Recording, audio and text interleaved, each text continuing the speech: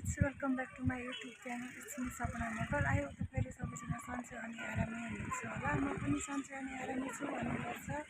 म चाहिँ अहिले छतमा कपडा सुकाउन आएको थिएँ गाइज। सो मैले चाहिँ यहाँ भिडियो बनाइरहेको छु। किन भन्दाखेरि यहाँनिर सनसेट थियो कि अहिले तर गइसक्यो अहिले त। कस्तो राम्रो लागेको थियो, त्यसैले चाहिँ भिडियो बनाउन नबनाएर बस्नै सकिनँ गाइज।